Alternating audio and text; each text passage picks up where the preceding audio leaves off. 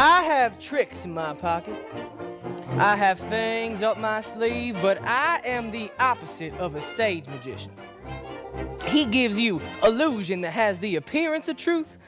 I give you truth under the pleasant disguise of illusion. I take you back to an alley in St. Louis, the time, that quaint period when the huge middle class of America was matriculating from a school for the blind. Their eyes had failed them, or they had failed their eyes, and so they were having their fingers pressed forcibly down on the fiery braille alphabet of a dissolving economy. In Spain, there was revolution. Here, there was only shouting and confusion and labor disturbances, sometimes violent in otherwise peaceful cities such as Cleveland, Chicago, Detroit. That is the social background of the play. The play is memory.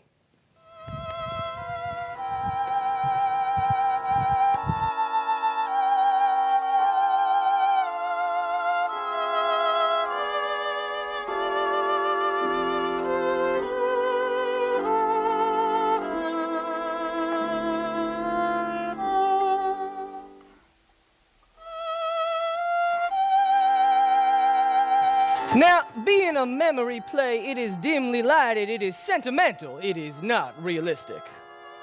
In memory, everything seems to happen to music. That explains the fiddle in the wings. I am the narrator of the play and also a character in it. Now, the other characters are my mother, Amanda, my sister, Laura, and a gentleman caller who appears in the final scenes.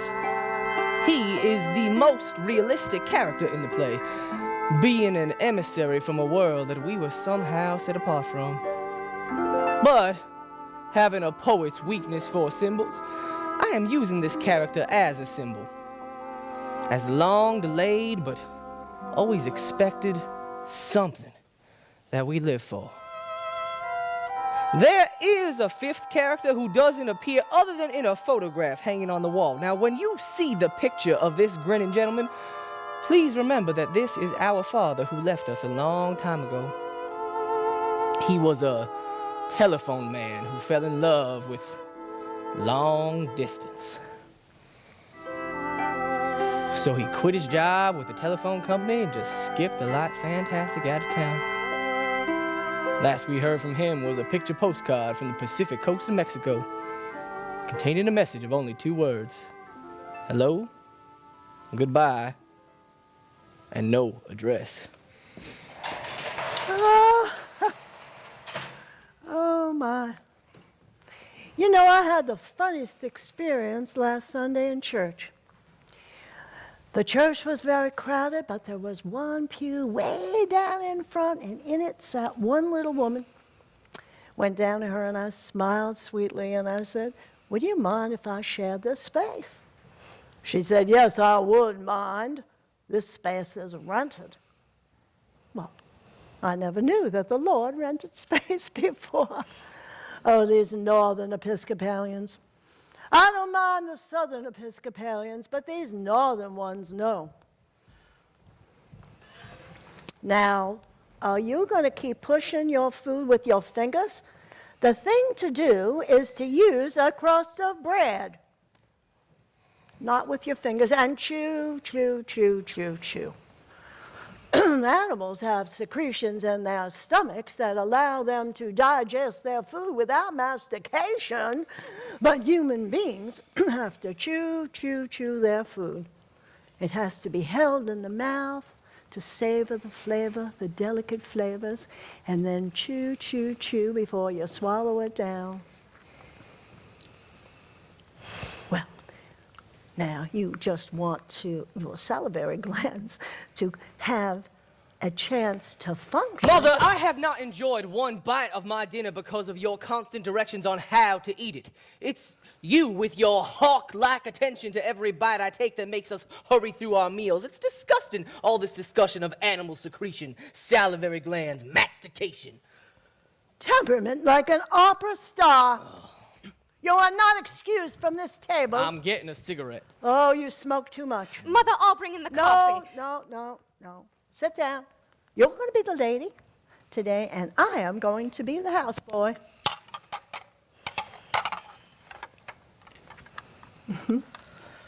Well, I know you're up, but you know what? We're going to have to just keep you fresh and pretty because we're going to get those gentlemen callers. But, Mother, I'm not expecting any gentlemen callers. Well, that's the wonderful thing about them. They come when you least expect it.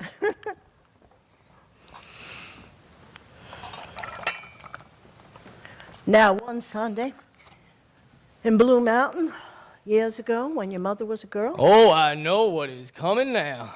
Yes, but let her tell it. Again? She loves to tell it. I had 17 gentlemen callers. There were so many that there was not enough room to seat them all, and so we had to send the houseboy down to the parish house to get the folding chairs. How did you entertain all those gentlemen callers, Mother? I happen to know the art of conversation. Oh, I bet you could talk. Yes, I could. All the girls in my day could. It wasn't enough to be pretty and have a graceful figure, although I wasn't slighted in either respect. You still had to know. You had to be nimble of wit and a tongue to meet all occasions. What did you talk about? Well, we talk about things of importance in the world. Nothing common or vulgar, of course. My callers were gentlemen all. Some of the most prominent men on the Mississippi Delta, planters and sons of planters. There was young Champ Laughlin. He later became vice president of the Mississippi Delta Bank. Hadley Stevenson. He was drowned in Moon Lake. Then, my goodness, he certainly left his widow a lot of money, $150,000 in government bonds. And then the Cutrer brothers, Wesley and Bates. Oh, Bates was my particular beautiful boy. But he got in a quarrel with that awful Wainwright boy and shot it out on Moonlight Casino. Yeah, well, he was shot in the stomach and he died on his way to the Mississippi hospital.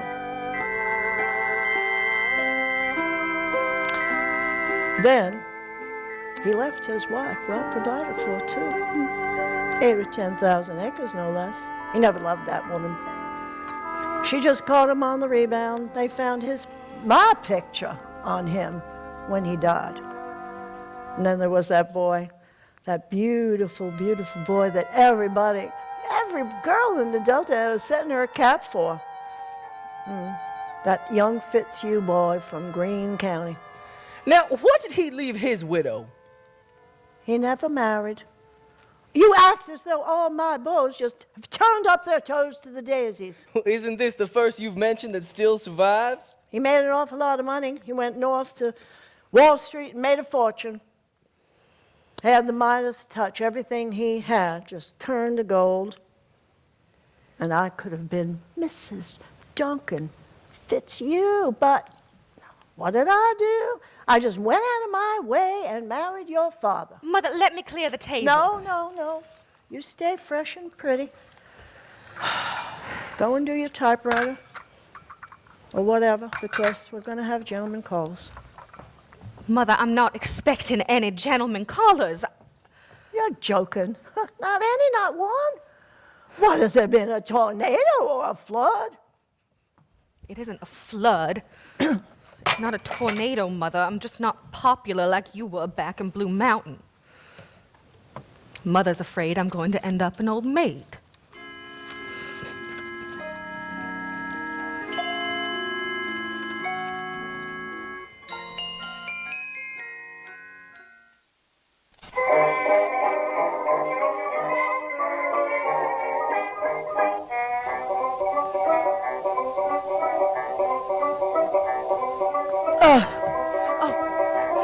Oh, hello, Mother.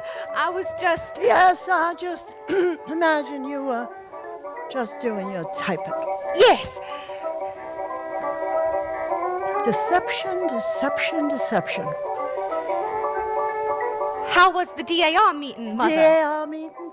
didn't you go to the DAR meeting? No, I did not go to any DAR meeting. I was too upset, too humiliated.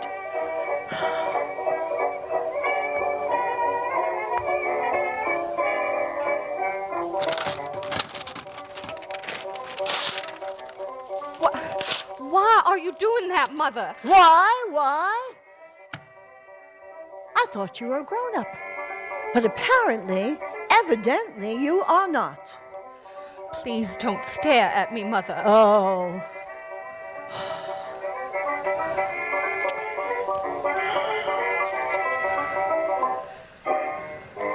I don't know. What are we going to do? Has something happened, Mother? Mother, has something happened? Well, what's happened is my book is all messed up, you know? I thought, oh yeah.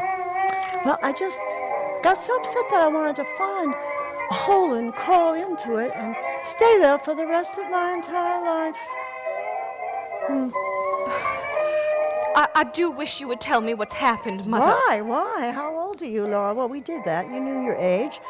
I was under the impression that you were a mistake and you were an adult, but...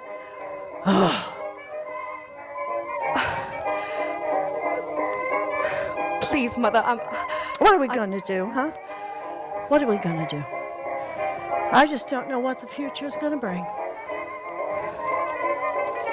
Mother, I do wish you would tell me what has happened. I'll be all right in a minute. I'm just bewildered by life.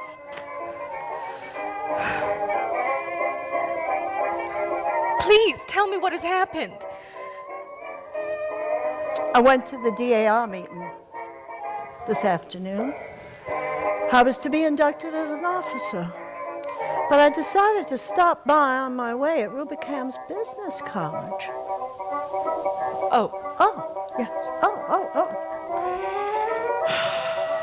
I went straight to your typing instructor and I introduced myself as your mother. Wingfield, she says, well, we don't have any such scholar there. Well, I said, I assured her she did, and I said, my daughter Laura has been coming to classes since early January. Well, I don't know, she said, unless you mean that terribly shy girl who dropped out of school after a few days of attendance. No, I said, I don't mean that girl. I mean my daughter, Laura, who's been coming here every day for the last 6 weeks. Excuse me, she said, and she took down that attendance book. There it was, clear as can be printed. Your name and all the days you were absent. I still told her there must be some mix-up. There must be something wrong.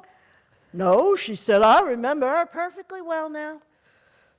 She was the one who trembled so that her hands couldn't even touch the right keys, and when we gave her a speed test, she got sick to her stomach, had to be taken to the washroom, and then she never came back. We telephoned the house every night, every day, and we never got any answer. And that was while I was working down at that department store, demonstrating those, I suppose. No, I felt so weak I couldn't stand up. I had to sit down, I had to get me a glass of water, $50 tuition. I don't care about the money so much, but all my hopes for any kind of feature. No, I wouldn't do that, Laura. Don't you play that Victrola. What have you been doing every day when you've not been going to business college? I've just been going out walking. Walking? Where did you walk to, Laura? Lots of places, mostly in the park. Even after you started catching cold? It was the lesser of two evils, Mother. I couldn't go back. I threw up on the floor.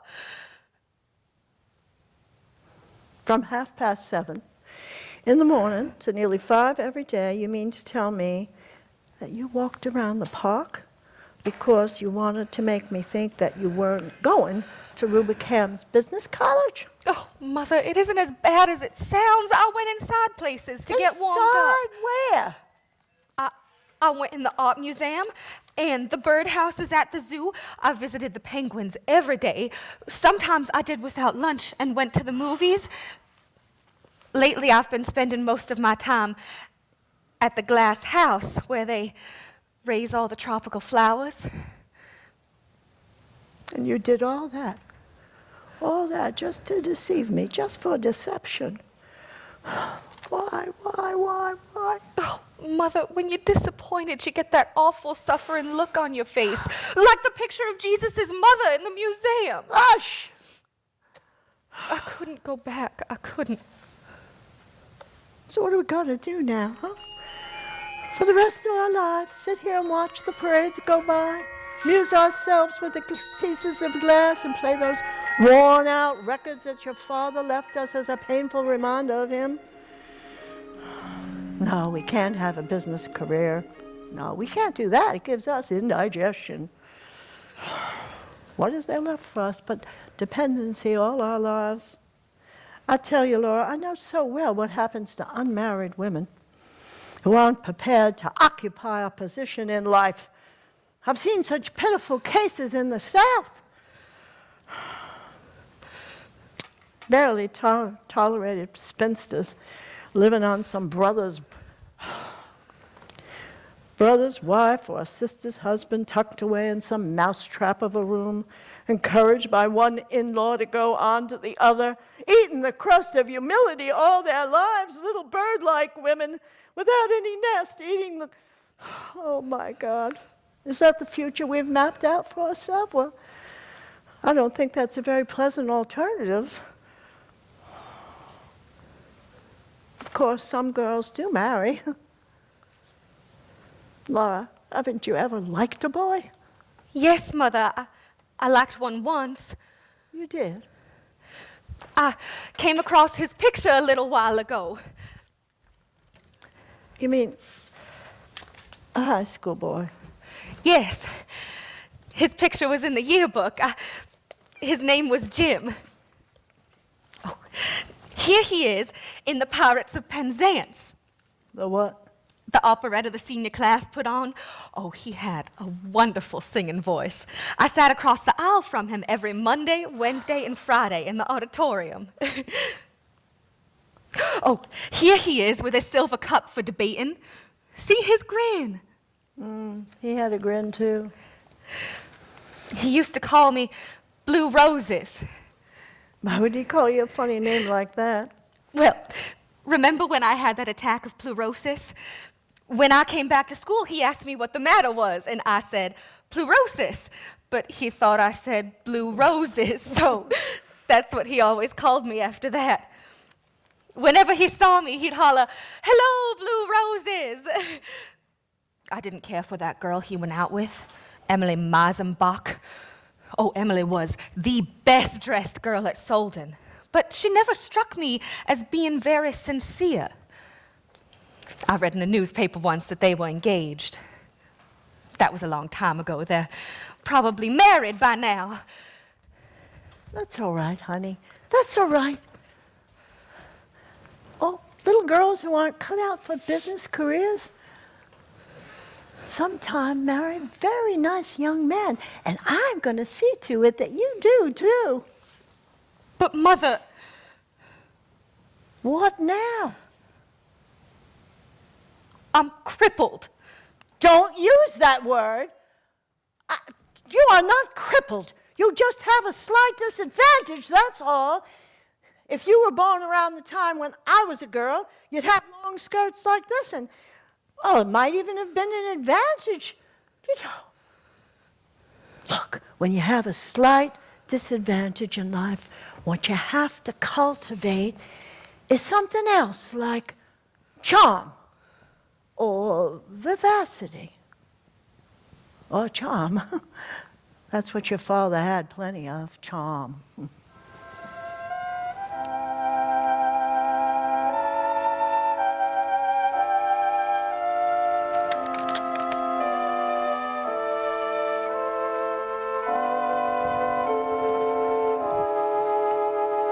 After the fiasco at Rubicam's Business College, the idea of getting a gentleman caller for my sister Laura began to play a more and more important part of my mother's calculations.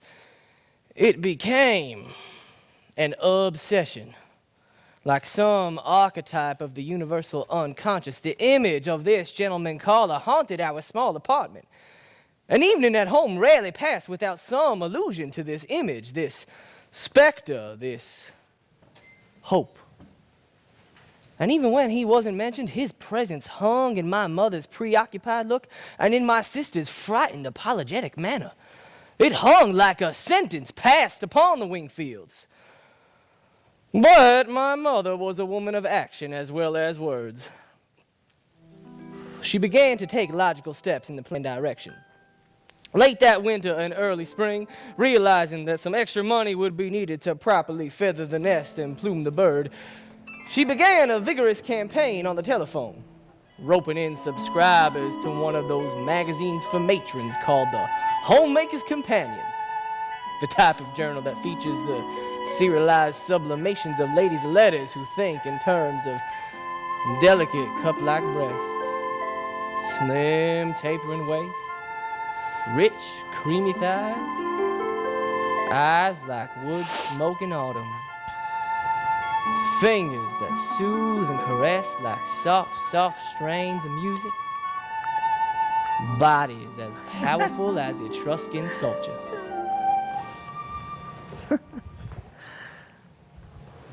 Honest God. Ha! This is Amanda Wingfield? Yes, we missed you at the DAR meeting last night. Oh, how is that sinus condition? Oh, well, you are just a Christian martyr. That's what you are, a Christian martyr. Well, I was looking in my little red book, and I realized that your subscription to the Companion has about to expire just when that wonderful new serial by Bessie Mae Harper is starting. And it's all about the horse he set on Long Island, and a debutante, she takes her horse over the jumps, and the horse throws her, and her spine is injured. That's what the horse did. He stepped on her. Well, that was very unusual, but the good thing is that the man that she's engaged to be married to is a surgeon, and he's the only man in the whole world who can fix her from completely being paralyzed, and that is the man she's supposed to marry. Isn't that wonderful?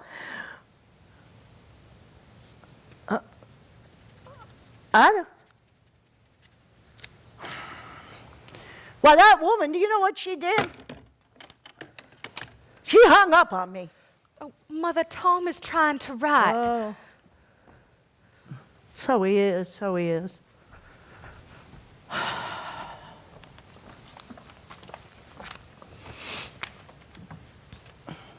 Now what are you up to?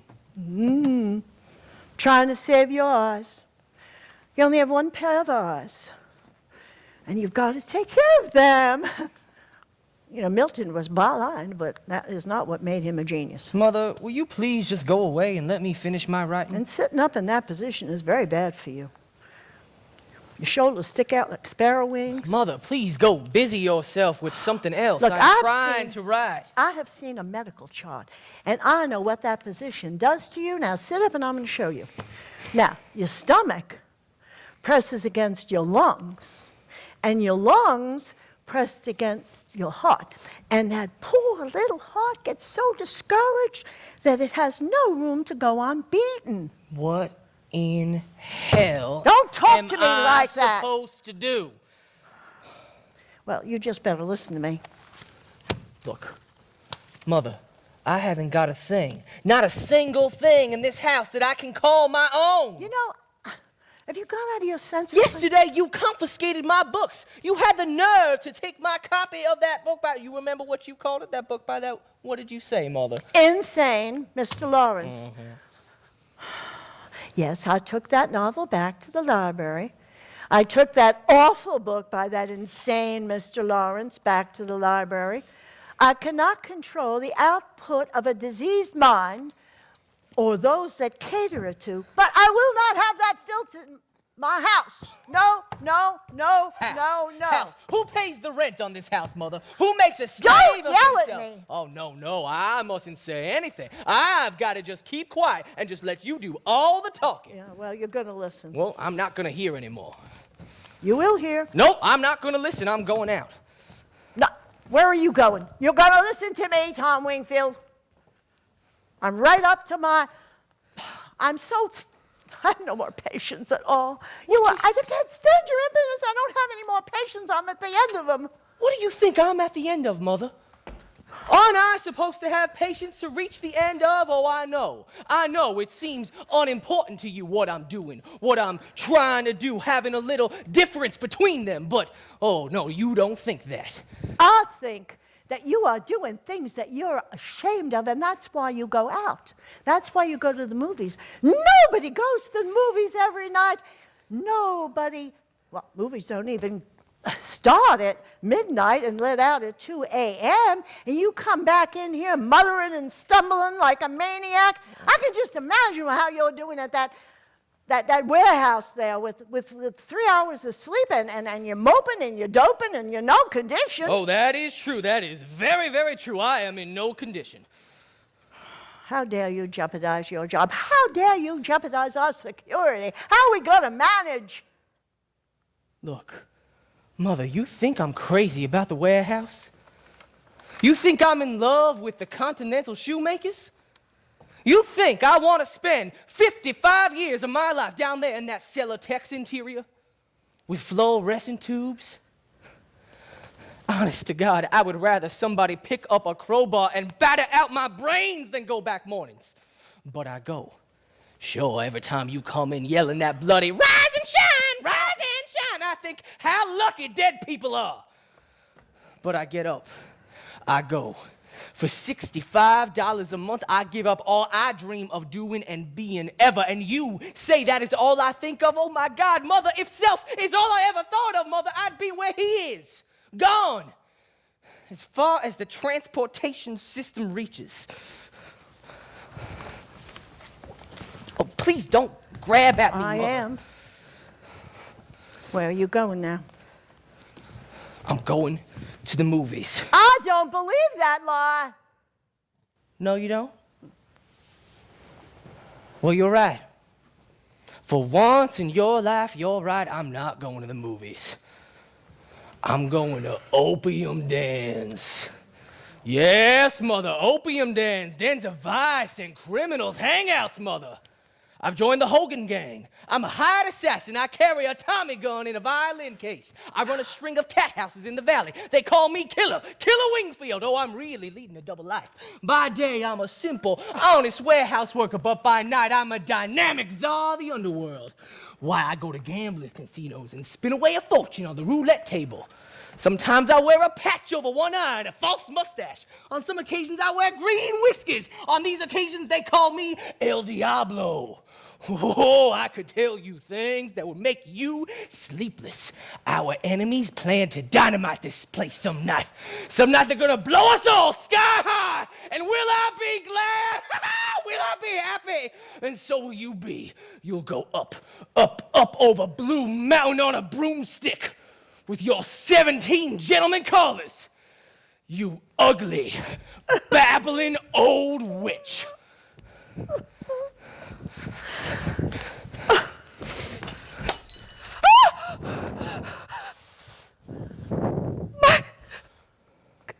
I will never speak to you again as long as you live unless you apologize to me.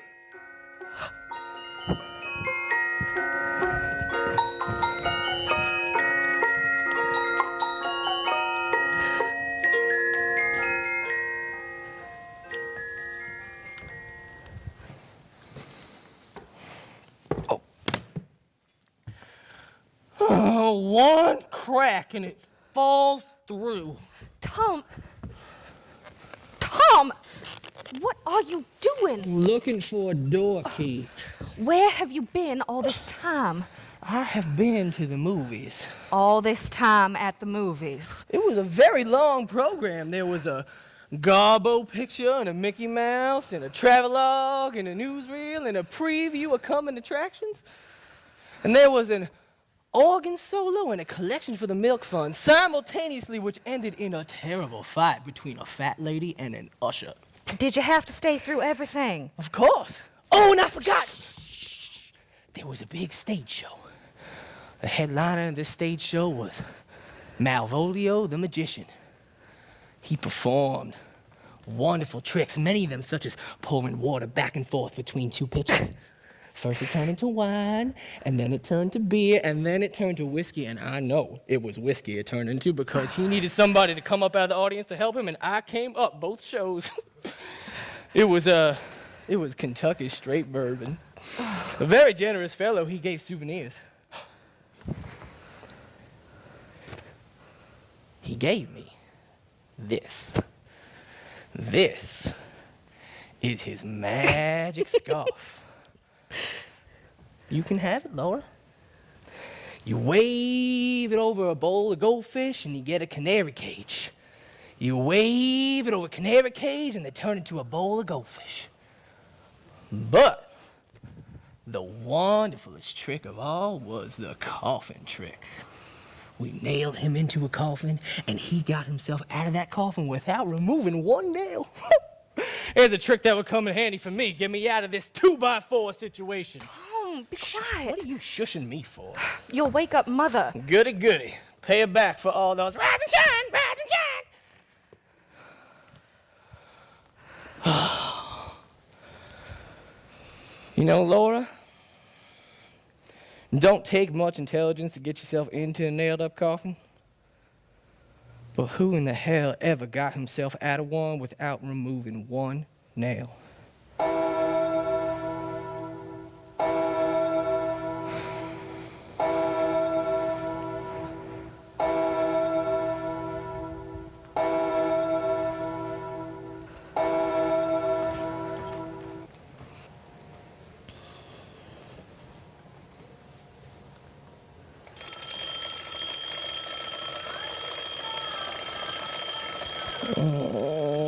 Laura, tell your brother to rise and shine.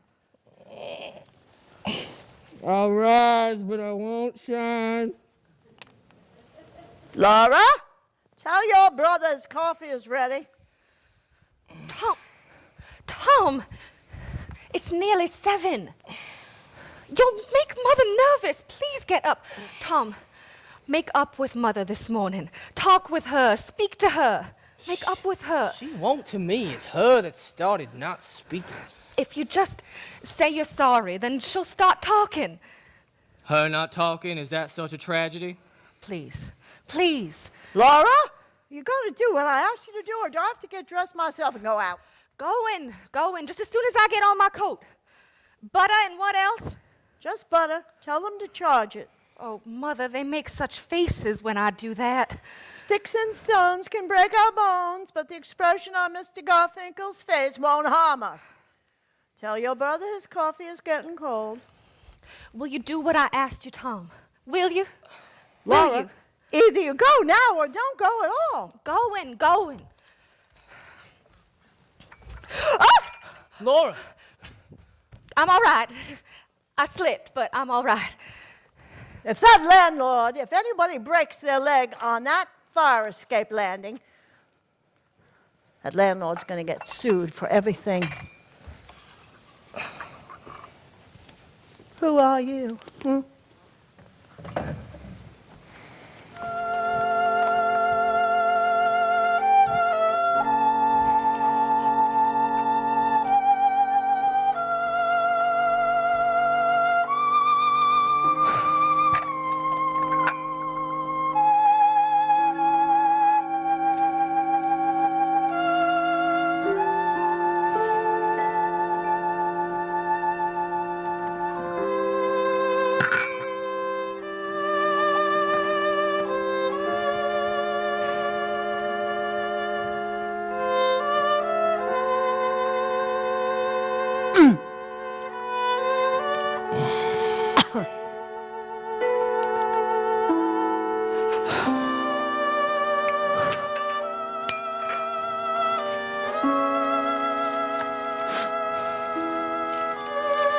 I'm sorry, Mother. I'm sorry for all those things I said. I didn't mean it. I apologize.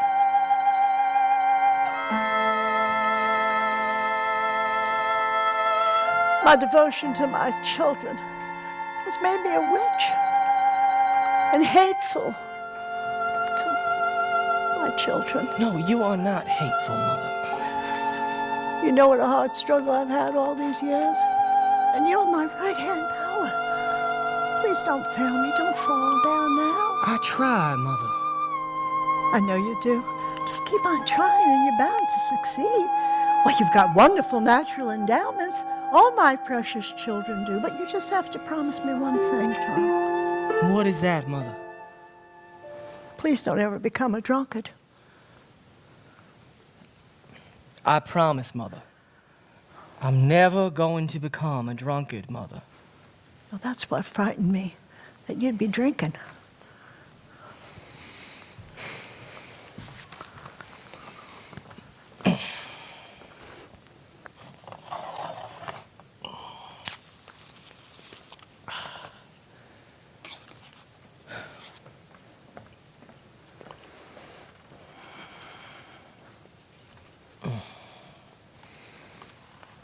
Bowl of Purina, Nope.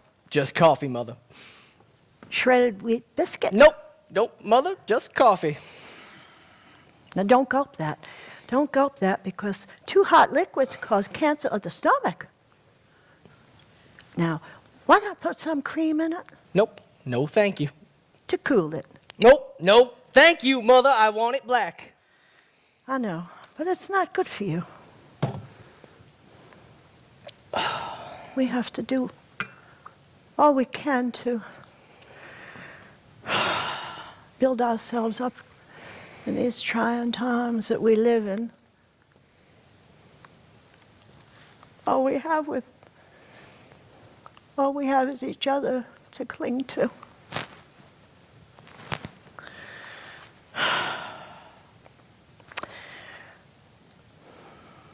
You know, I wanted to speak to you, and if you hadn't spoken to me, I would have spoken to you. Well, what is it, Mother, that you wanted to discuss? Laura, Oh, Laura. well, you know how she is. So shy and quiet, but still waters, they run deep.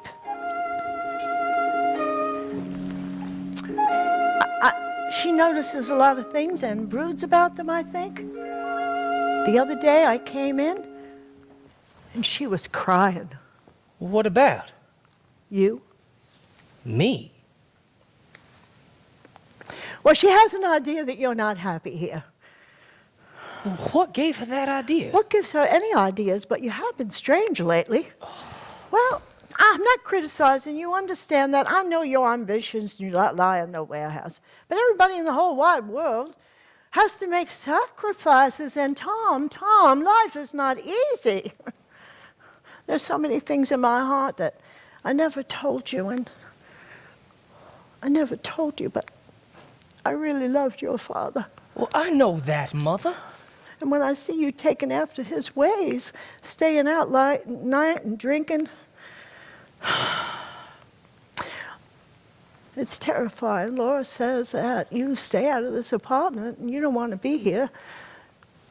Is that true? No. Look, Mother, you say there's so much in your heart that you can't describe to me. Well, that's true of me, too. There's so much in my heart that I can't describe to you. So let's just respect each other's... But Tom, why are you so restless? Where do you go at nights? I go to the movies. Why do you go to the movies so much? I go to the movies because I like adventure. Adventure is something I don't get too much of at work, and so I go to the movies. Tom, but you go to the movies entirely too much. I like a lot of adventure. Most young men find adventure in their careers. Most young men are not employed in a warehouse. The world is full of young men employed in warehouses and offices and factories. Do all of them find adventure in their careers? Well, they do, or they do without it. Not everybody has a craze for adventure. Man is by instinct a lover, a hunter, a fighter, and none of those instincts are given much play in a warehouse. Man is by instinct. Well, don't quote instinct to me. People have gotten away from it. That is for the animals. Christian adults won't want that. What do Christian adults want then, Mother? The superior things, things of the mind and the spirit, certainly. They're not crazed like animals for instinct. Is that what you set your aims for? Weren't they a little higher than that, than the monkeys and the pigs? I reckon they're not, Mother. Oh, you're just joking. But I wanted to talk to you about Laura. Mother, I haven't got much time. Sit down. You want me to punch in red at the warehouse? You have 5 minutes. I want to talk to you about Laura. All right.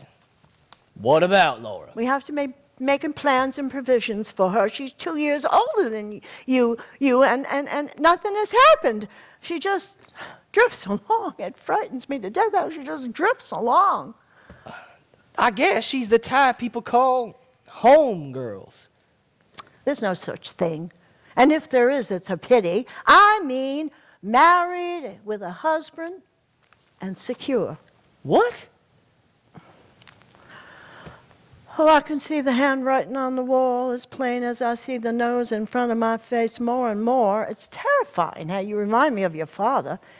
He was out all hours without explanation, and then never came home. He just left with me holding the bag.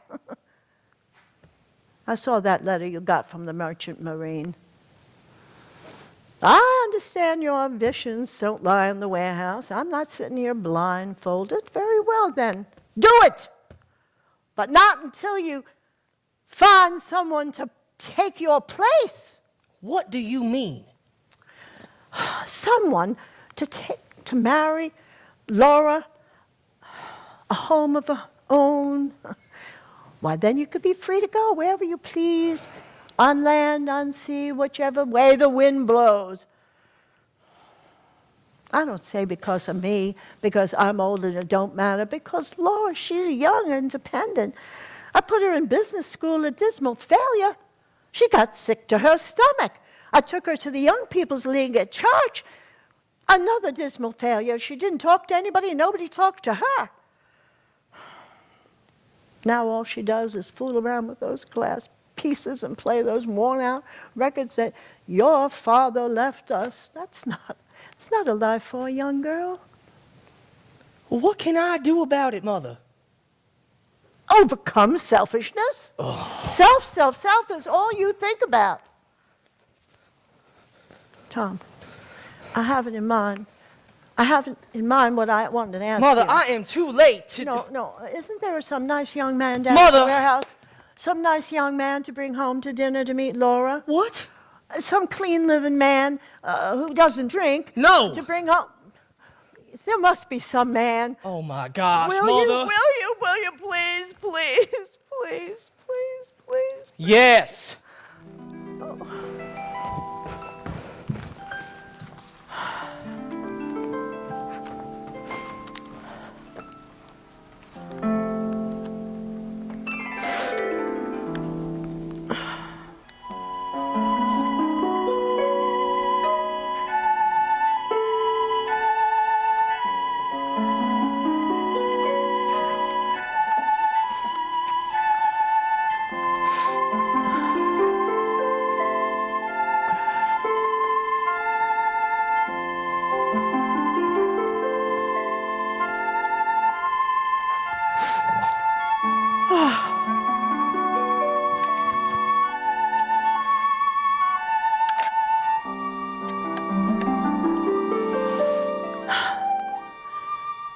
Cartwright. Yes, this is Amanda Wingfield. Oh, I missed you at the DAR meeting last week. Yes. Oh, first of all, how's that kidney trouble? Oh, it is? It's come back? Oh, well, you're just a Christian martyr. Well, I was noticing in my little red book that your subscription to the Companion is about to expire, and that Bessie May Harp serial is about to... Oh, you read it already? Well, how is it? How do you like it? Oh, Ellie, you sound so mad. Oh, I know, it's 7 o'clock in the morning. I'm sorry. I didn't know anybody sleep to 9 a.m. But all I can do is apologize. Oh, you will take the subscription anyway? Oh, bless you, bless you, bless you, bless you, Ella.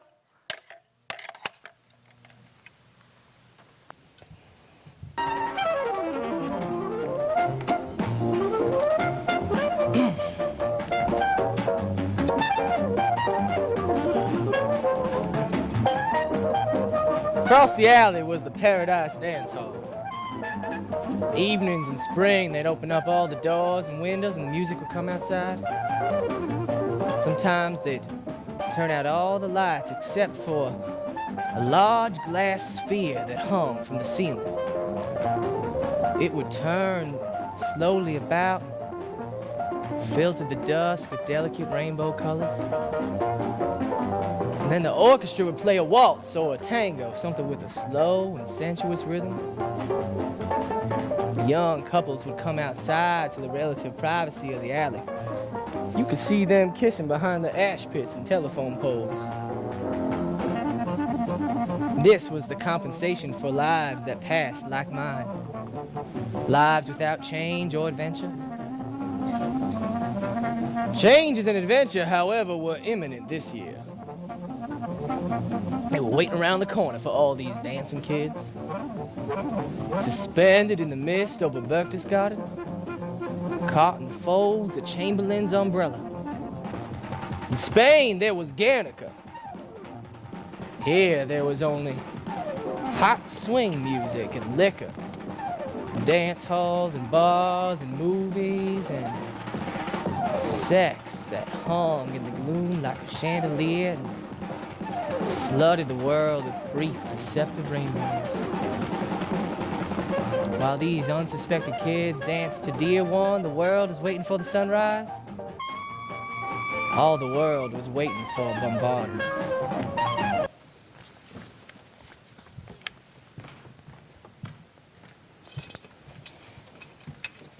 Tom? Tom, where are you? Came out to smoke. Oh, you smoke too much. 50 cents a pack, 15 cents a pack, 15 cents a pack, times 30.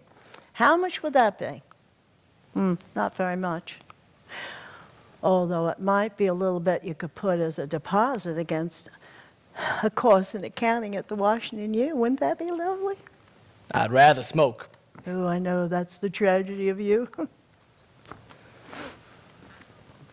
What are you looking at? The moon. Oh, tiny little sliver of a moon. Mm-hmm. Did you make a wish? Mm-hmm. Oh, what did you wish for? That is a secret. Oh, secret? Well, I can be just as mysterious as you. I can be just as mysterious as you. Oh, I bet I can guess what you wished. Why is my head so transparent? You're not a sphinx, Mother. No, I don't have any secrets. I tell you what I wish for all the time. Success and happiness for both my children. Now, I do that whether there's a moon. Oh, there isn't a moon. I thought perhaps you'd wished for a gentleman caller. What? Don't you remember asking me to fetch one? I remember you asking you to do that many, many times. Many times I've asked you to bring someone home. Yes, you have made that To meet suggestion Laura. repeatedly. Why? We are going to have one. What? A gentleman caller. You mean you've asked some nice young man over? Yes, I've asked him to dinner. You really did? I did. And did he accept? He did. He did? He did. He did? Mhm. Oh, isn't that lovely? I thought you would be pleased. Yeah. It's definite then? Oh, very definite. Well, how soon? Pretty soon. How soon? Quite soon. How soon? Very, very soon. Oh, I just hate when you go on like that. All right, well, what do you want to know? What do you want to know? What do you want to know? Shall I go ahead and guess? All right, I'll guess. You want to know when the gentleman caller is coming over. He's coming tomorrow. Tomorrow? No, I can't do anything about tomorrow. Why not? I cannot do anything to... There's no time for preparations. What preparations?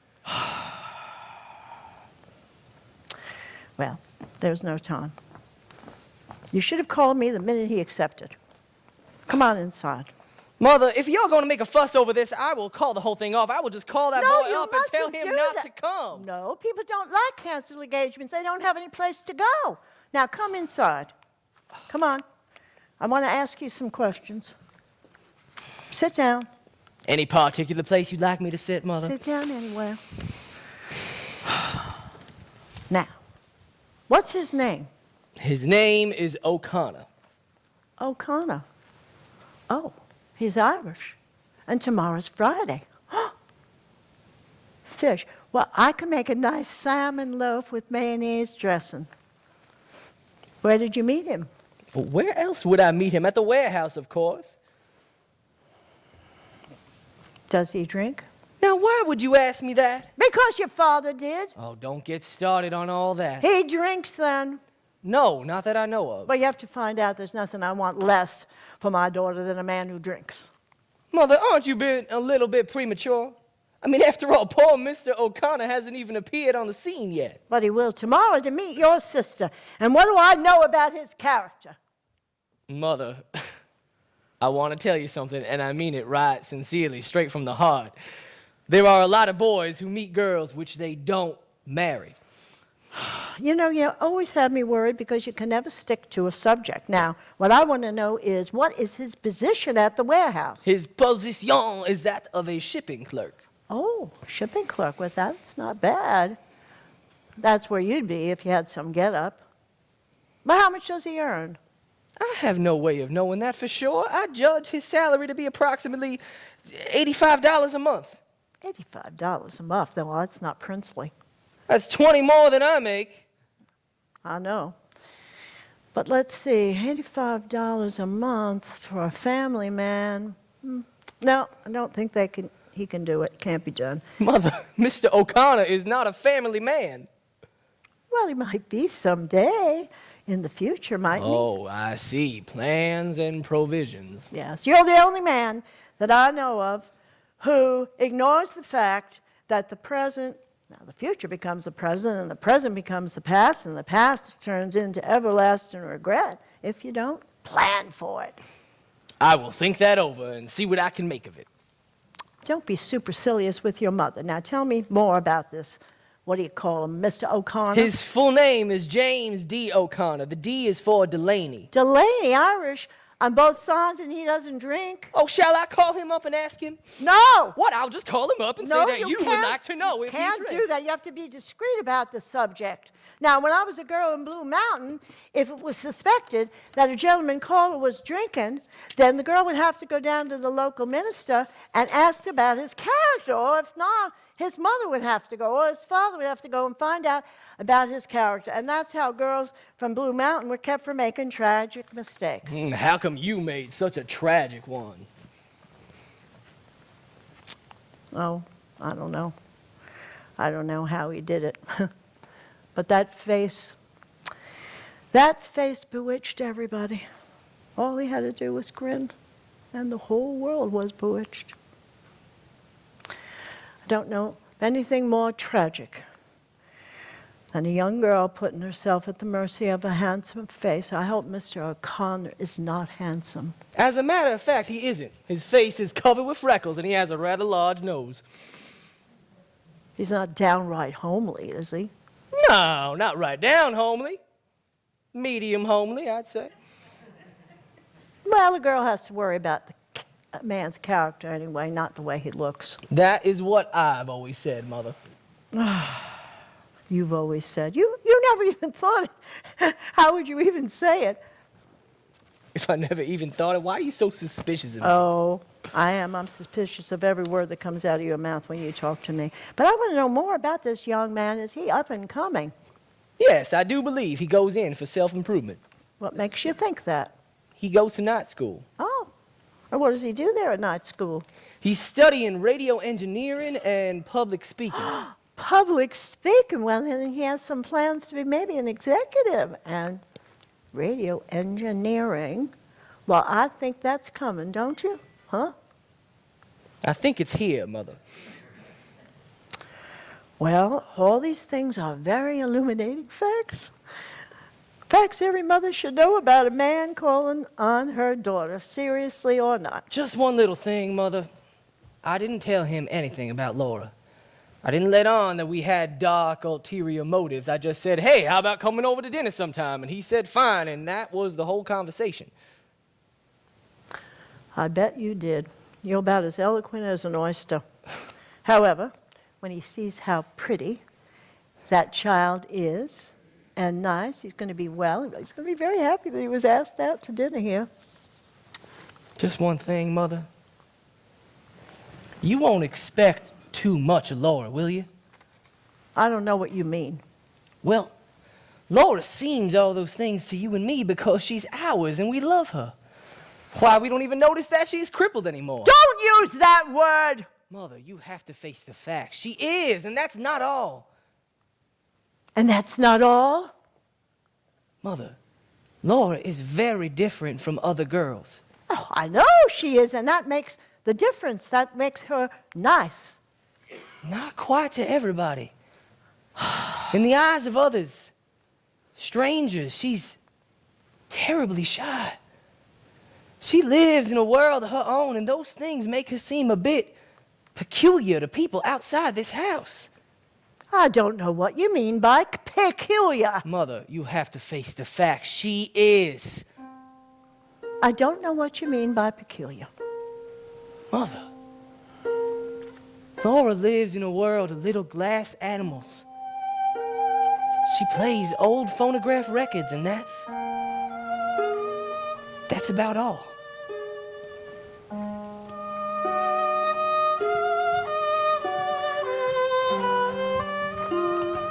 Laura! Yes, Mother. Laura, come outside here. I want to show you something. Come here. Good to see the moon. Moon? There's a moon. Little slip of a moon. You're going to make a wish on it. Now, what you do is look over your left shoulder. Yes. And you make a wish. What shall I wish for, Mother? Happiness and a little bit of good fortune.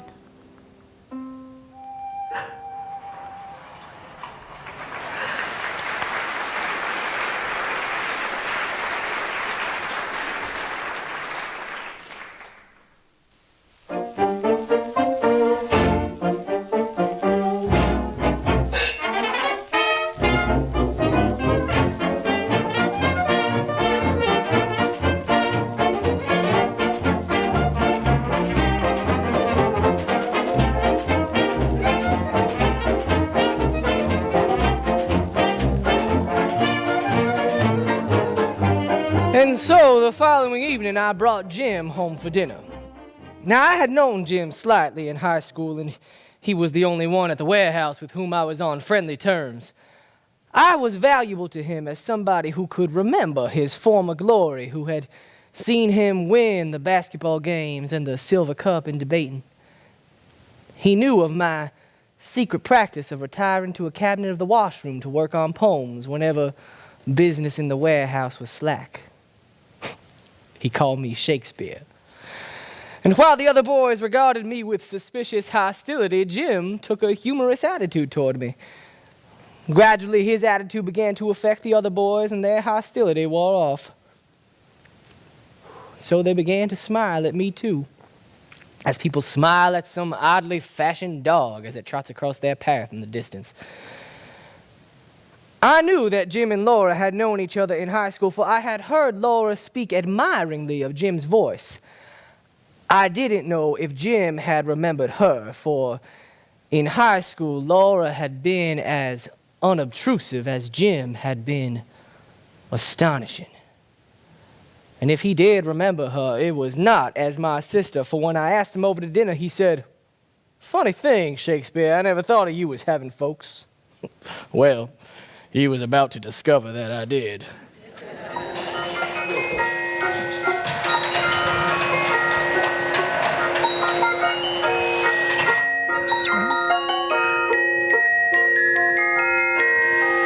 Why are you trembling so, Laura? Oh, Mother, you've made me so nervous. Why have I made you nervous? By all this fuss, you make it seem so important. I don't know. Every time I try to do something nice for you, you just carry on. Now, look at yourself in the glass. Isn't there a flower? Isn't that lovely? You make it seem as though we were set in a trap. Well, we are. All women are traps, and men want them to be traps. Now, look at yourself. You look like an angel on a postcard. So lovely. Well, I am going to go get dressed, and you're going to be astonished at your mother's appearance.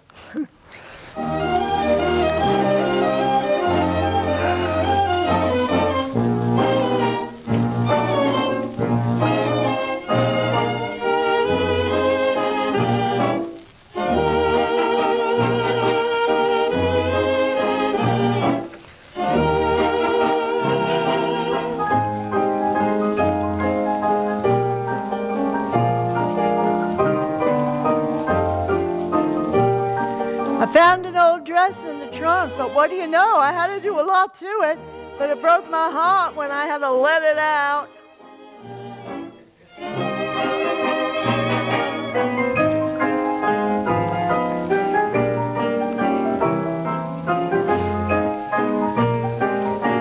Now look at your mother, Laura. Laura! Look at your mother. Oh, Mother, how lovely. I led the cotillion in this dress. I won the cakewalk twice, once at the governor's ball. You should have seen how your mother just sashayed around. Well, we had dances every night, and picnics, and in spring, country rides in the afternoon. All so lovely, lovely in May, with dogwood lacy, and simply flooded with jonquils. Whenever I saw them, I said, "Wait a minute, I see jonquils." And my gentleman callers would have to get out of the carriage and help me gather up some. Oh, well, I'd just spend the afternoon with those jonquils. She'd say, "Mother," I'd say, "Mother, just because you don't have any vases, I can still gather them up." I hear thunder, gee. I wonder when they're going to arrive. Oh my goodness, before it starts to rain, I gave your brother some change so that he and Mr. Connor could go on the streetcar. Mother, Oh, what is it now? what did you say his name was? O'Connor. That's what I guess. O'Connor. And what was his first name? Well, I don't really remember. I think it was Jim. Yes, that's what it is, Jim. Oh, Mother, no, not Jim O'Connor. Yes, I believe it was Jim. I've never known a Jim that it wasn't nice. Are you sure his name was Jim O'Connor? I'm sure. There was a Jim O'Connor we both knew back in high school, Tom and I. Oh, if he is the one that Tom is bringing over for dinner, Mother, I'd have to be excused. I couldn't come to the table. What sort of silly talk is that? Mother, You mean that boy in the yearbook? yes, don't you remember? Laura, were you in love with that boy? I don't know, Mother. All I know is that I couldn't sit at the table if it was him. It won't be him. It's not the least likely it will be him, and you will not be excused from that table. Now, whether it is not, you will come to the table and you will not be excused. I'll have to be, Mother. Look, I don't intend to humor your silliness. Laura, I've had too much from your brother. Both. Just sit down and compose yourself until they come. Tom has forgotten his keys, so you'll have to let them in. Oh, Mother, please, you answer the door. No, honey, be reasonable. I haven't even finished the mayonnaise dressing yet. Mother, please, you answer the door. Don't make me do it.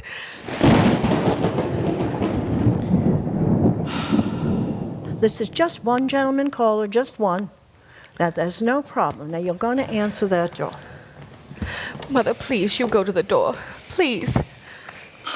Laura, there's the door. Now, go. Mother, you go to the No, door. why have you chosen this moment to do this? You have to go to the door. I can't. Why can't you? I'm sick. I'm sick. You're sick. You and your brother have had me puzzled today. You can never act like normal children. Now, will you give me one good reason why you should be afraid to go to that door? Laura Wingfield, march right to that door. Now, I've got to put courage in you for living. Yes, Mother.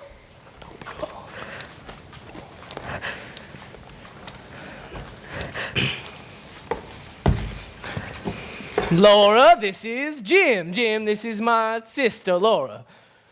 Well, I didn't know Shakespeare had a sister. How are you, Laura? How do you do? Well, I'm okay. Your hands are cold, Laura. Yes. Well, I've been playing the Victrola. Well, you must have been playing some classical music on it. Or you ought to play some hot swing to warm you up.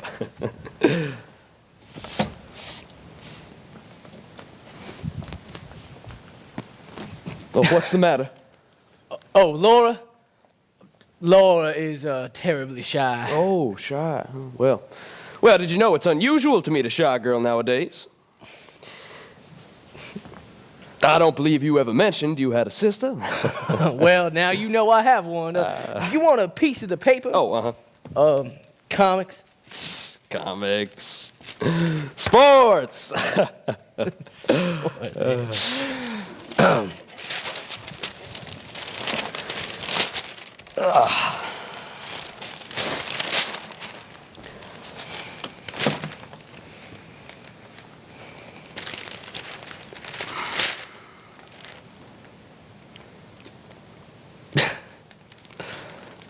Well, I see that Dizzy Dean is on his bad behavior.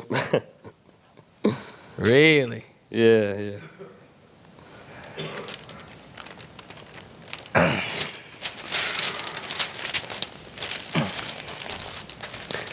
Well, hey, where are you going? Oh, just out on the terrace to smoke. Oh.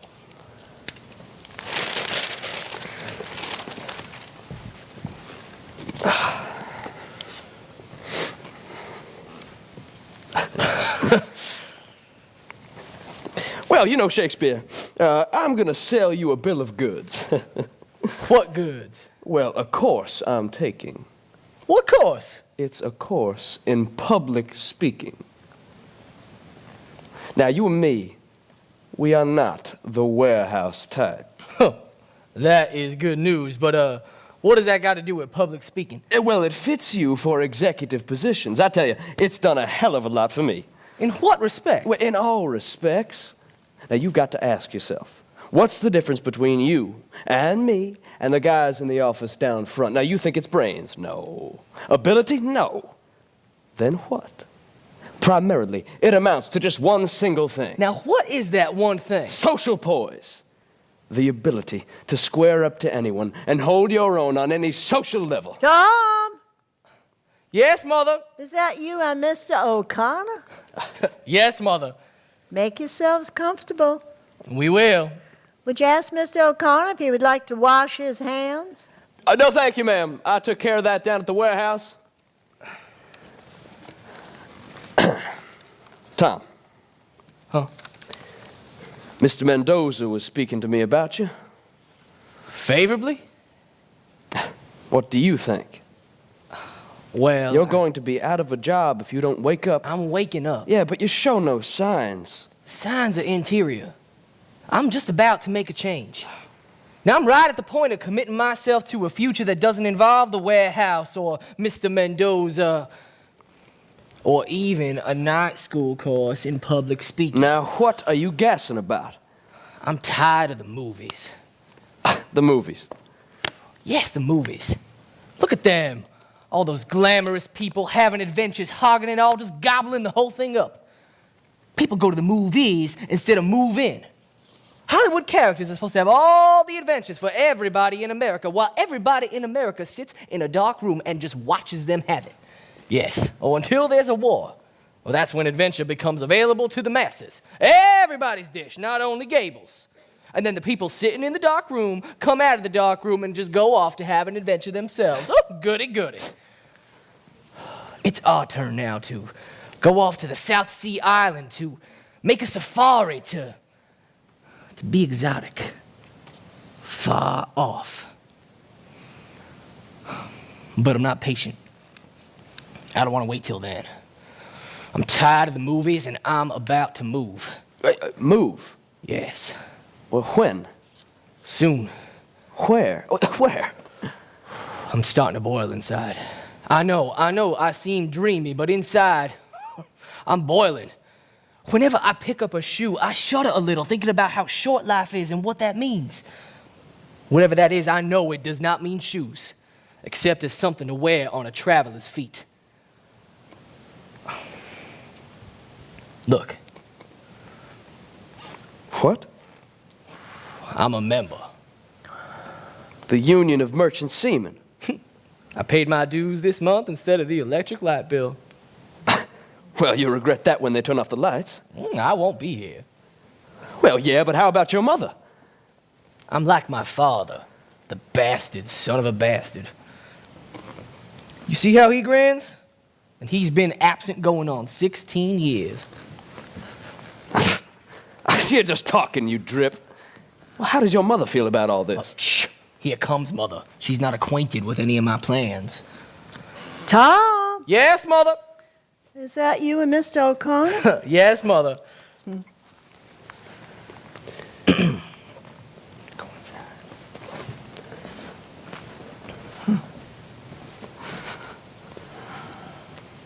Why, Mother, you look so pretty.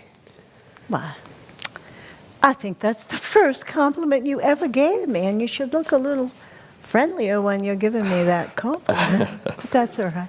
Mr. O'Connor! How do you do, Oh, ma'am? I've heard so much about you. I said to my son Tom, well, if you've talked so much about this, Mr. O'Connor, paragon that he is down at the warehouse, you should invite him home to dinner. And, you know, he just doesn't have any southern hospitality, does he?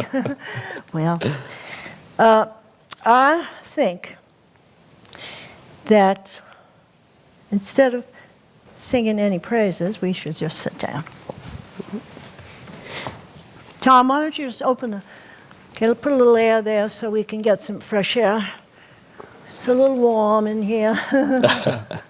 Mother, how about our supper? Oh, wow, Laura has been making supper. Why don't you ask Laura? She's in charge of supper. Tell her your hungry boys are ready for supper. Okay. Yes, Mother. Did you meet Laura? Well, she came to the door. She's pretty, isn't she? Oh, yes, ma'am. Well, it's rare for a girl as sweet and as pretty as Laura to be domestic. Oh, Laura's very domestic. I am not domestic at all. I can't even make anything except an angel food cake. Well, when I was a girl, we lived in the South, and I lived on a big plantation with lots and lots of servants, and gone, all the vestige of Southern living, gone. Well, what am I going on about I was supposed to marry a planter, but I didn't.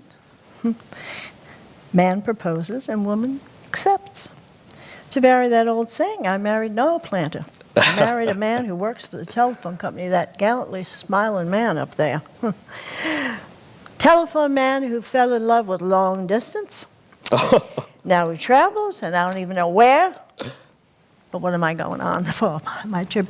Tom! Yes, Mother. What about supper? Why, supper is on the table. Oh, so it is. How lovely. Laura! Yes, Mother. Mother, Laura isn't feeling too well and thinks that she better not come to the table this evening. Mr. Connor, sit thank you, ma'am. down. Thank you. Laura, come to the table. You have to say grace. Oh, Mother, Oh, I'm so sorry. she lay her down on the couch there. You are sick. Well, you know, she was standing over a hot stove and the heat and everything. Just sit down. Oh, Tom, how's she doing? She's better now, Mother. Well, Tom, you're going to have to say grace. What? A grace. You know what we say before we eat?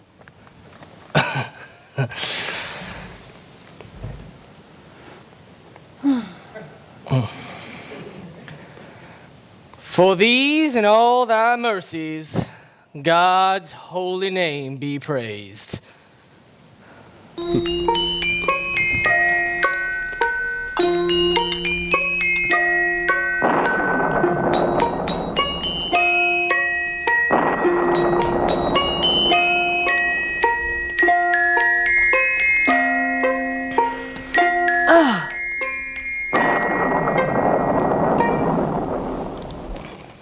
Mr. O'Connor, I've had such a wonderful evening. It was so exciting tonight. Haven't had such a nice one in a long time. oh well, let me give you a toast, Mrs. Wingfield. Oh, a toast.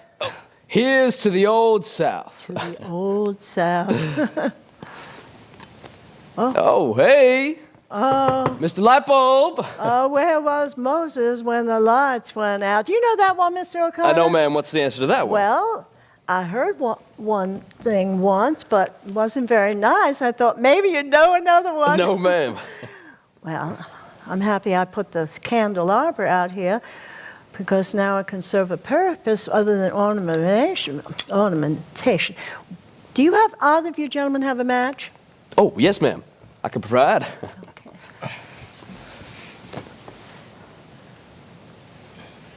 Well, I'm just glad I put this candelabra on there. Oh, that's good. That's good. Well, must be a burnt-out fuse. Do you know anything about burnt-out fuses? Oh, well, I know a little bit about them, ma'am. But where's the fuse box? In the kitchen. Oh, be careful, it's dark. Oh, I hope we didn't lose him. Oh, well, electricity is such a mysterious thing. You know, the whole universe is mysterious to me. Wasn't it Benjamin Franklin who tied a key to a kite? Well, I'd like to have seen that. He might have looked mighty silly. But people say that science clears all the mysteries up, but in my opinion, they just keep adding on. Have you found it yet? Yes, ma'am. Yes, ma'am. I found it all right. But them fuses look okay to me.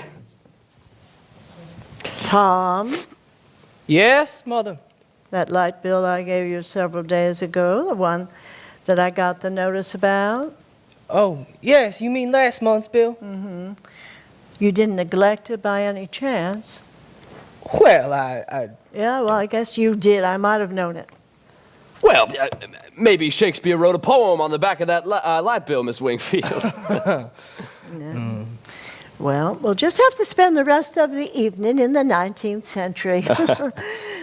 Well, Well, it was very nice of them to wait at least until we finished our dinner before they plunged us into eternal darkness. oh, yes, ma'am.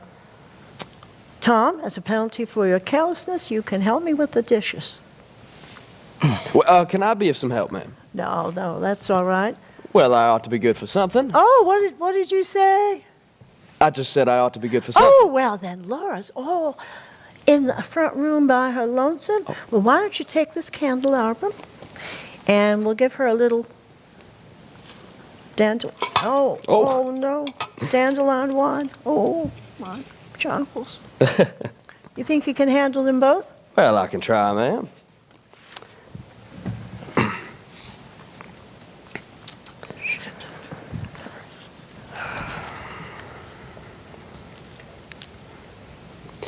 How are you feeling now? Any better? Yes, thank you. Well, this is for you. It's just a little dandelion wine. Thank you. Well, drink it, but don't get drunk. Say, where'll I put the candles? Oh, anywhere. Oh, how about right here on the floor? Any objections? No. All right. Well, I'll just put a newspaper under it to catch the drippings. There we go.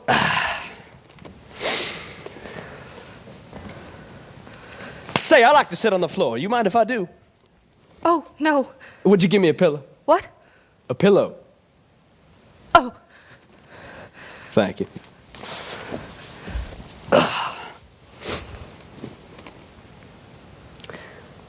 What about you? Don't you like to sit on the floor? Oh, yes. Well then, why don't you? I will. Grab a pillow.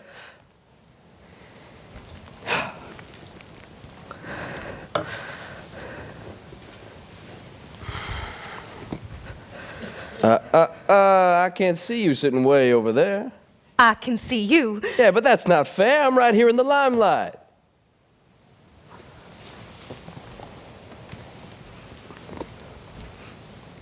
There you go. Now I can see you. Well, are you comfortable? Yes, thank you. So am I. Comfortable as a cow. Mmm.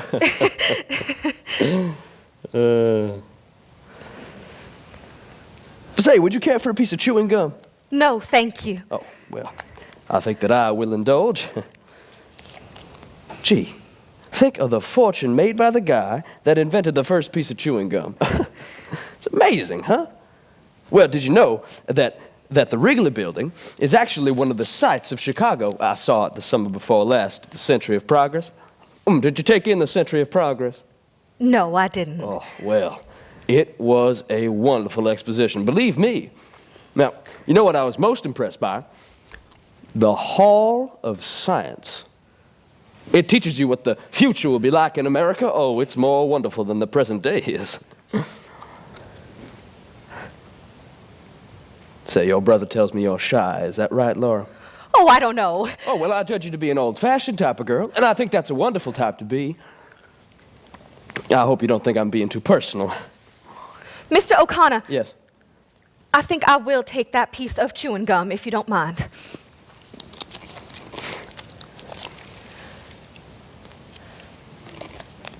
Mr. O'Connor, have you kept up with your singing at all?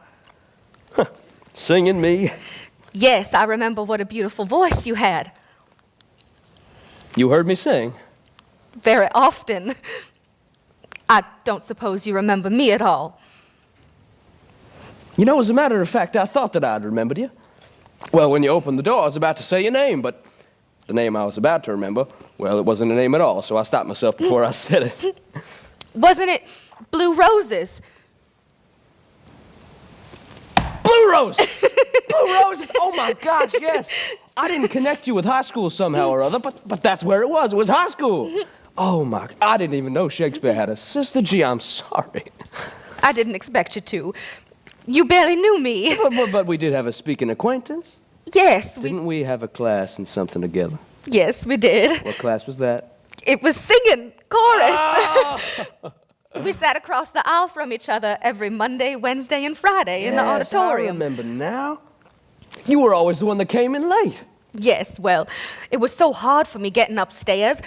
I had that brace on my leg then. It clumped so loud. Oh, well, I never even noticed. To me, it sounded like thunder. I never heard any clumping. Everybody was seated by the time I came in. I had to walk in front of all those people. My seat was in the back row.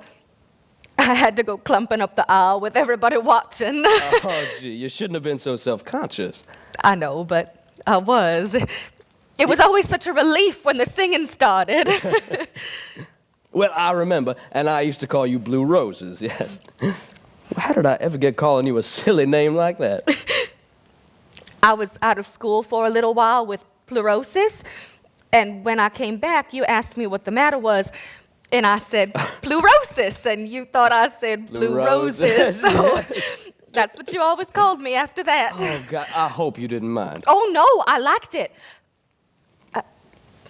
I wasn't very well acquainted with many people. Oh, well, yeah, I remember you sort of stuck by yourself. And I never did have much luck making friends. Well, I don't see why you wouldn't. Well, I started out badly. What do you mean, being? Yes, it sort of stood between me and... Well, you mean you were shy with people? I tried not to be, but I never could... You couldn't overcome it. No, I never could. Yes, well, I guess being shy is something you have to work out of kind of gradually. Yes, I guess it... Takes time. Yes. You know something, Laura? People are not so dreadful when you get to know them. And that's what you have to remember. And practically everybody has problems, not just you, but everybody has problems. Now, being disappointed, well, that's one thing. Now, I may be disappointed. You take me, for instance, when I left high school, I thought I'd be a lot further along than I am now. Well, you remember that wonderful write-up they had about me and the torch? Yes, I do. Said I was bound to succeed in anything I went into. Holy jeez, that's the torch! Oh. Here you are in the Pirates of Penzance. The pirates! Oh, better far to live under that brave black flag I fly. Yes, I sang the lead in that operetta. Yes, so beautifully. Oh, no. Beautifully, beautifully. Oh, you heard me then? I heard you all 3 times. No. Yes. You mean all 3 performances? Yes. What for? Well, I wanted to ask you to sign my program. Well, then why didn't you ask me? Well, you were always surrounded by your own friends, You should so have much just walked so that... right up to me and said, "Here is my program." Well, I thought you might think that I was... might think I was what? Oh. Oh. Well, yeah, I was beleaguered by females in those days. You were terribly popular. Oh, yeah. Everybody liked you. I was spoiled in high school. Yes, but everybody did like you. Including you? Well, yes, I suppose I did too. Give me that program, Laura. Better late than never.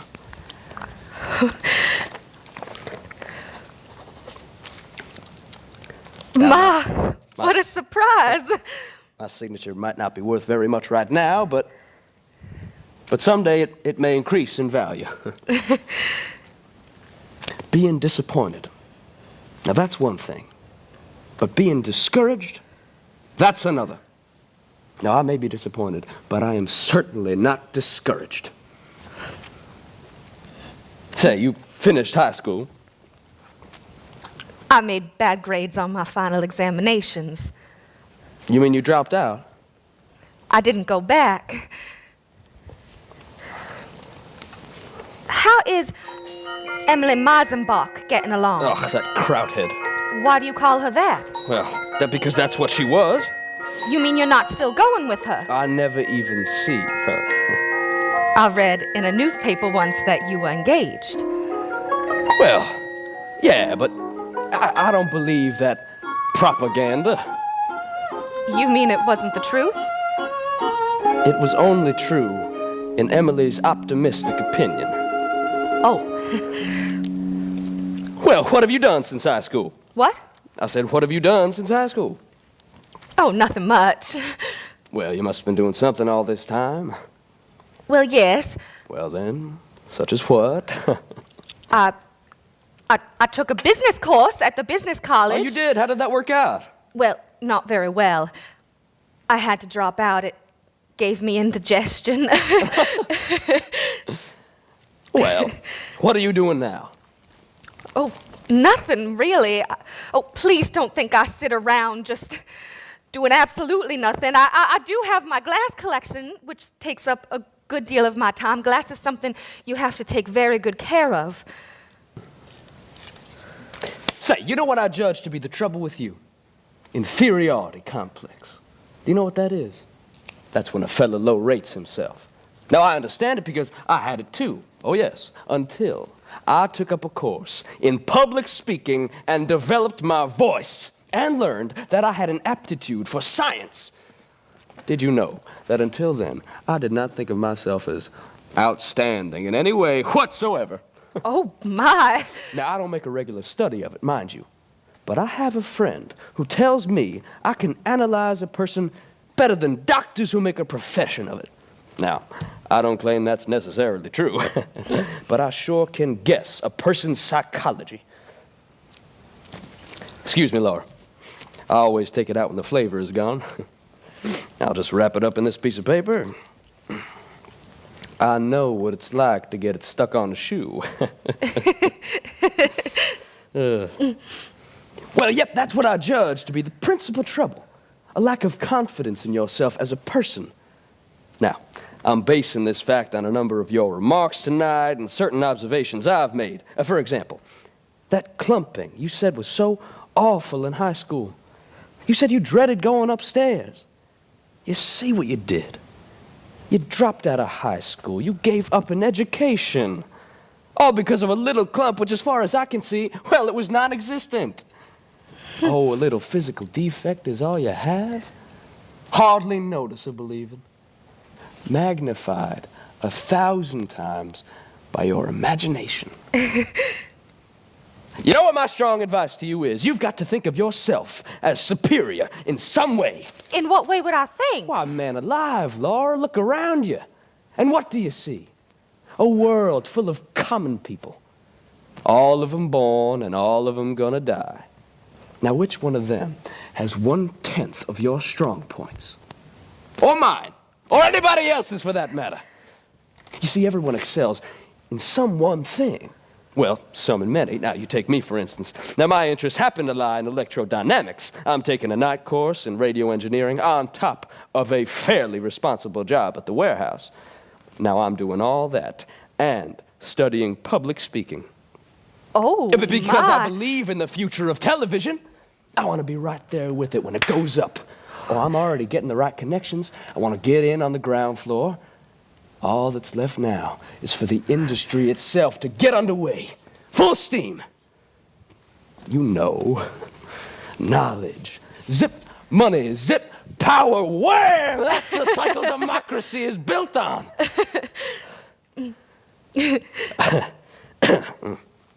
Well, you must think I think a lot of myself. No, I don't. Well then, what about you?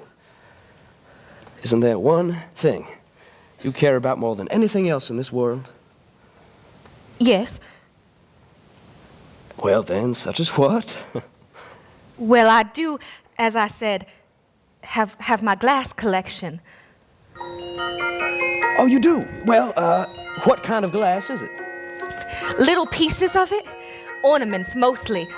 Most of them are little animals made out of glass, the tiniest little animals in the whole world. Mother calls them the glass menagerie. Here's an example of one, if you'd like to see it.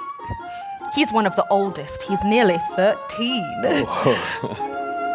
Oh, be careful, though. If you breathe, he breaks. Well, then I'd better not take him. I'm pretty clumsy with things. Go on, I trust you. There. See, you're holding him gently. Oh, hold him up to the light. He loves the light. See how the light shines through him. It sure does shine. I know I shouldn't be partial, but he is my favorite one. Say, what kind of a thing is this one supposed to be? Haven't you noticed the single horn on his forehead? Oh, a unicorn, huh? Mm-hmm. Well, unicorns, aren't they extinct in the modern world? I know. Well, poor little fella must seem all kind of lonesome. If he is, he doesn't complain about it. He sits on a shelf with lots of other horses that don't have horns, and they seem to all get along just fine. Yeah, so they do. Well, say, where'll I put them? On the table. They all like a change of scenery now and then. Well, they do.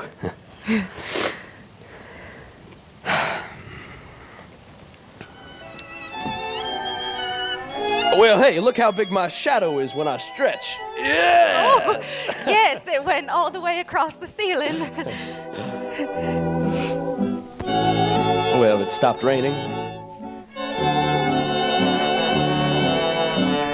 Say, where does the music come from? The Paradise Dance Hall across the alley. How about cutting the rug a little, Miss Wingfield? Or is your program all filled up? Now, let me take a look at it. Let me look.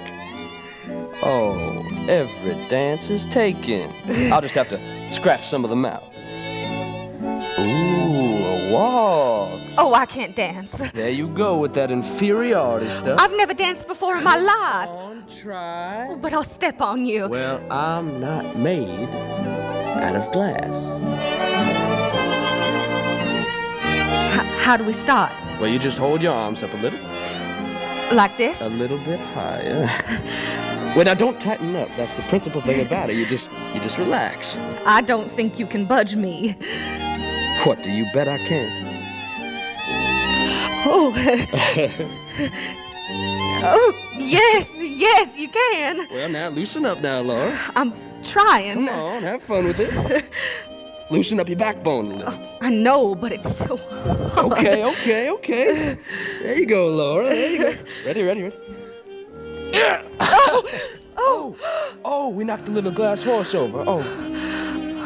Oh, it doesn't matter. Oh, is he broken? Now he's just like all the other horses. Oh, you mean he's lost He's lost his horn. It doesn't matter. Maybe it's a blessing in disguise. Well, gee, I bet you'll never forgive me. I bet that was your favorite piece. I don't have favorites. Much. It's no tragedy.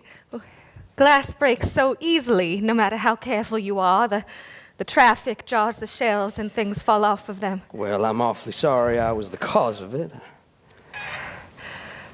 I'll just pretend that he had an operation.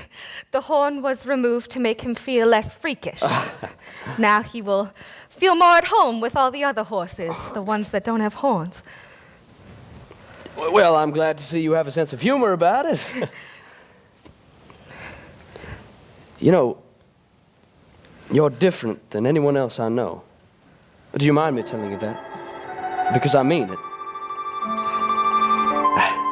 You make me feel sort of, well, I don't know how to say it. I'm usually pretty good at expressing things, but this is something I just don't know how to say.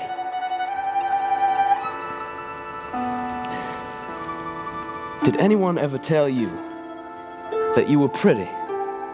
You are. But in a different way than anyone else. And all the nicer because of the difference.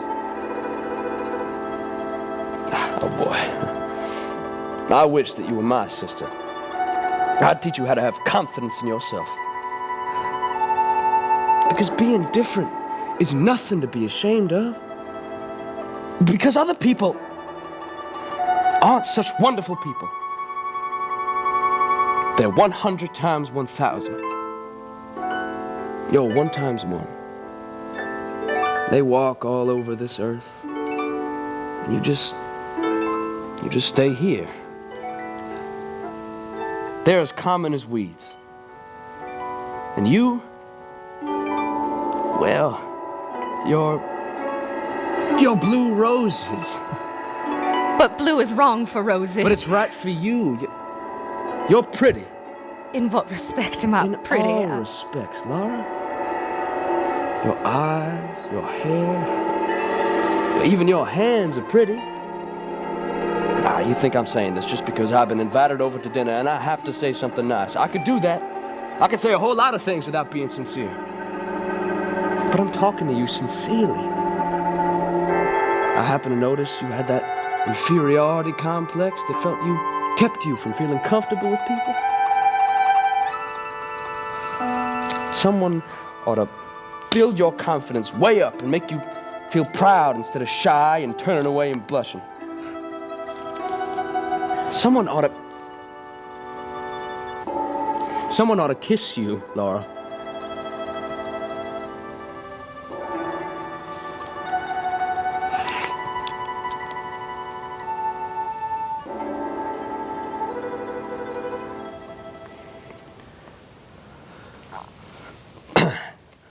Gee, I shouldn't have done that. That was way off the beam. Would you care for a cigarette? Oh no, you don't smoke, do you? Well, peppermint? You want a lifesaver? My pocket's a regular drugstore. Listen, Laura, if I had a sister like you, I'd do the same thing as Tom, and I'd invite home fellas to meet you. Maybe I shouldn't be saying this. Maybe that wasn't the idea in having me over. But what if it was? There's nothing wrong with that. It's just that in my case, I'm not in a position to... I can't ask for your number and say that I'll phone. I can't call you up next weekend and ask for a date. Well, I just thought I'd explain the situation in case you misunderstood and I hurt your feelings. You mean you won't call again? No, I can't. See, I've got strings on me, Laura. I've been going steady. I go out all the time with this girl named Betty. Well, she's a nice, quiet homegirl like yourself, and Catholic and Irish. And in a great many ways, we get along fine.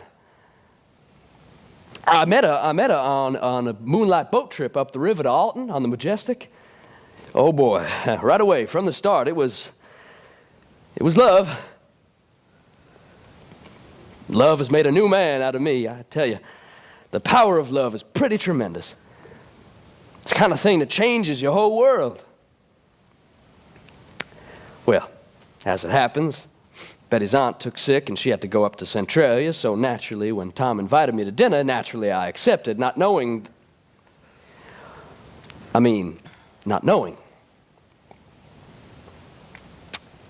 I wish you would say something.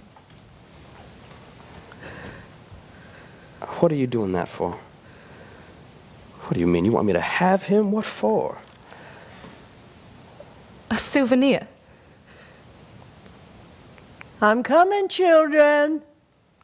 Well, I bet you all would like some refreshments now. You know that lemonade song, Mr. O'Connor? Lemonade, lemonade, stirred in the shade with a spade, good for any old maid. No, ma'am, I don't know that song. Laura, why are you so serious? Well, we were having a serious conversation. I don't understand young people these days. You know, when I was young, I was gay about everything. Well, you haven't changed a bit, Mrs. Wingfield. Well, guess it's the gaiety of the occasion. Well, here's to the gaiety of the occasion. You shouldn't have gone through all that trouble, ma'am. It was no trouble at all. Didn't you hear Tom and I cutting it up in the kitchen? I was so outdone that he hadn't brought you here sooner for dinner. But now that you're here, you're going to come back often. Often. Like, what's a good night for you? Saturday? Oh, well, actually, ma'am, I have a few time clocks to punch in. Well, one in the morning and one at night. You're very ambitious. You have 2 jobs. Well, not work, ma'am, but Betty. Betty. Who's Betty? Oh, just the girl. Well, the girl I go steady with. Oh, you mean it's serious? Well, yes, ma'am. We're going to be married the second Sunday in June. Tom didn't tell me that you, engaged. Oh, well, the cat's not out of the bag at the warehouse yet. You know how it is. They call you Romeo and that sort of thing. But it's been a wonderful evening, Mrs. Wingfield. I guess this is what's meant by Southern hospitality. I hope you don't feel like I'm rushing out. It's just that Betty, well, she's on her way from Centralia, and by the time my jalopy gets down to the train station, her train will be in, and so, well, some women are pretty upset if you keep them waiting. Oh, yes, I know all about the tyranny of women. Well, I wish you happiness and success in your life. And you do, Laura, too. Wish him that, right? Yes, Mother, I do. Well, goodbye, Laura. I'll treasure the souvenir. And remember the good advice I gave you. Thanks again, ladies. Good night. So long, Shakespeare. Well, well, well. Things have an awful way of turning out badly. I wouldn't do that, Laura. I wouldn't play that Victrola right now. Tom? Yes, Mother. Come here, I want to tell you something. Very funny. Has our gentleman caller gotten away already? Well, you didn't mention that he was engaged to be married. Jim? Engaged? That's what he informed us. I'll be jiggered. Oh, it seems very peculiar. What is so peculiar about it, Mother? I think it's peculiar that you didn't know that he was going to be married a friend of yours down at the warehouse. What is so peculiar about it, Mother? He is my friend, but how would I know? Because you're with him all the time. He's your best friend, supposedly, being engaged to be married. You know, you don't know things anyway. You just live in a dream. You manufacture illusions. That's all. Where are you going now? Where are you going? I'm going to the movies, Mother. Oh, that's right. Just go to the movies now, right? Don't think anything about us. Just make fools of ourselves entertaining some other girl's fiancé.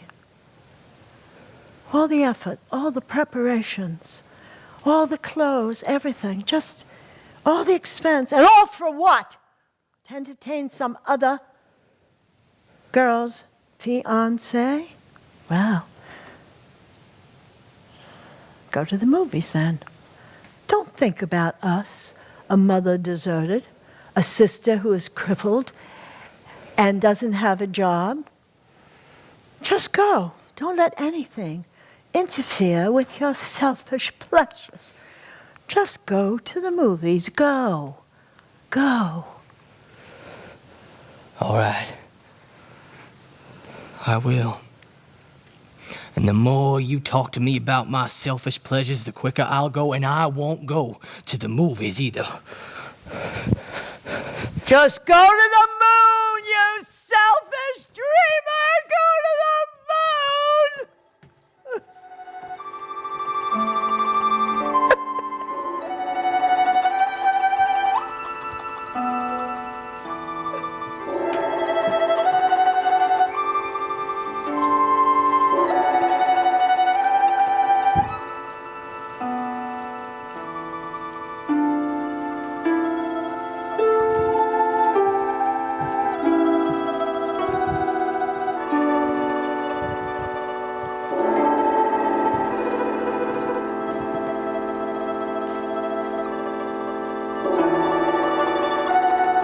I didn't go to the moon.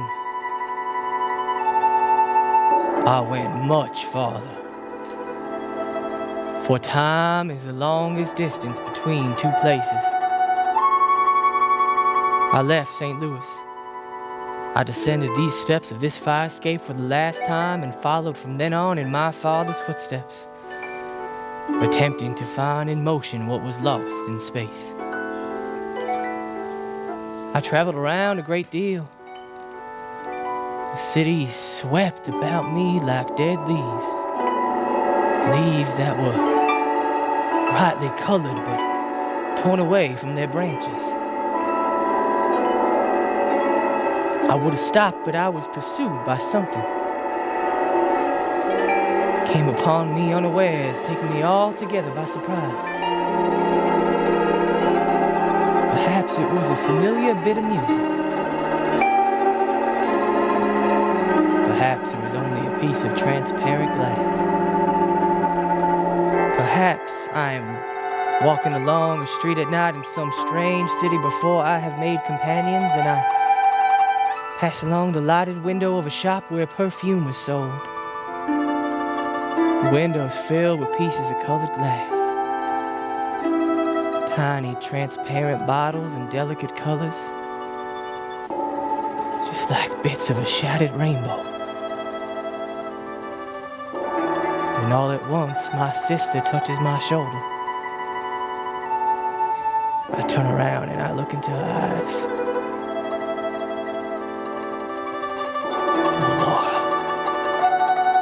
Laura, I tried to leave you behind me, but I am more faithful than I intended to be. I reach for a cigarette, I cross the street, I run into a movie or a bar, I buy a drink, I speak to the nearest stranger, anything that'll blow your candles out. So nowadays, the world is lit by lightning. Blow out your candles, Lord. And so, goodbye.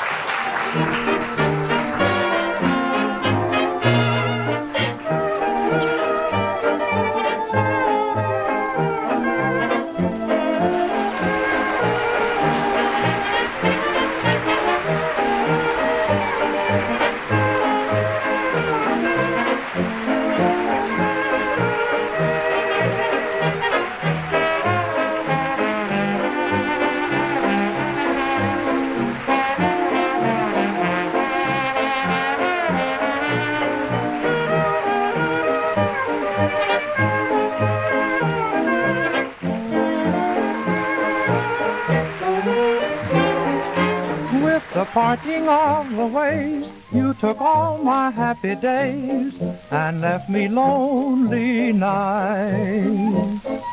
Morning never comes too soon, I can face the afternoon, but oh, those lonely nights. I feel your arms around me, your kisses linger yet. You taught me how to love you, now teach me to forget. You broke my heart a million ways when you took my happy days and left me lonely nights.